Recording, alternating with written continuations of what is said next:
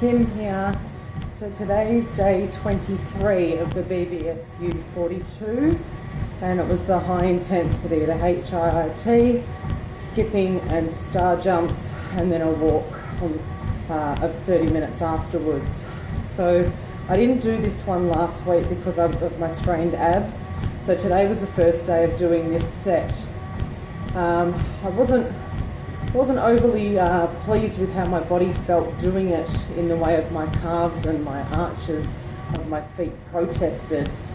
But I was really happy with how high I could jump while I was skipping. That seemed a little bit of a novelty to me, to be able to feel like I was actually getting off the ground. Didn't feel quite so heavy, which was great. I felt light on my feet, but my calves certainly did protest. So sometimes I had to alternate between running fast on the spot versus just skipping, give my calves a little bit of a rest but keep moving. So I did all 12 sets, and now I'm up to 17 minutes on the treadmill while I'm getting a little bit of work done. Tonight has been a nighttime workout instead of my usual morning. Again, my work schedule today has interrupted my preference for early morning. But I'm learning to live with that and just getting on with the job. It seems over the next few weeks leading up to Christmas time, it's not going to matter when I get the work done as long as I get it done, and to not put it as an excuse that I'm too busy. That's crap. I just have to make it happen. So I've still got another 12 minutes to go on this walk before I've done the full 30-minute walk. And I'm getting work done, so it's absolutely fine. The way I feel in myself has shifted a lot. I actually am starting to notice some physical changes in my body. A couple of people have commented that they've noticed the changes, which is great. It's wonderful when other people notice, because you don't feel like you're totally on your own with the whole thing.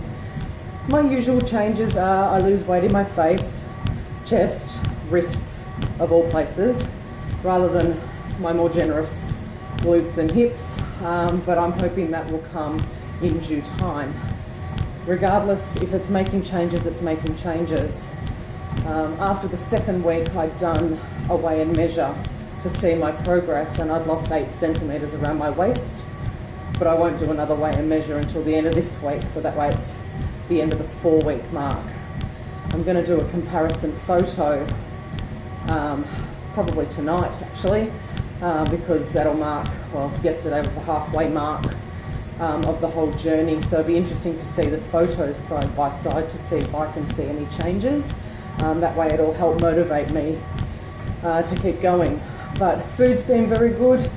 I haven't strayed, I haven't eaten sugar, I've kept my water up, I've been refilling my bottle what feels like a million times a day, which is great because I'm making sure I keep the fluids up.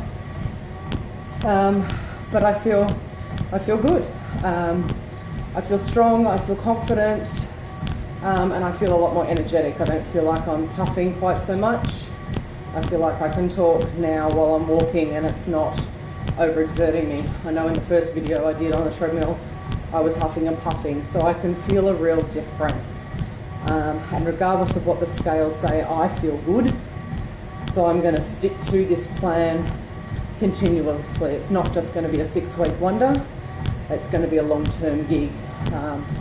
Because, you know, if I'm going to be a wellness advocate, I need to be, well, fit and healthy. So this is my goal, to make this a lifelong commitment, not just a 6-week dream. But of course the 6-week plan is the short-term goal, so that way I get a real kickstart. So good luck to you. Keep up going with what you're doing, so that way you don't just keep pushing through. If you have a bad day, get back on the bandwagon and just keep working at it. It's one day at a time, sometimes one step at a time. So every step counts, so keep doing them. Bye for now.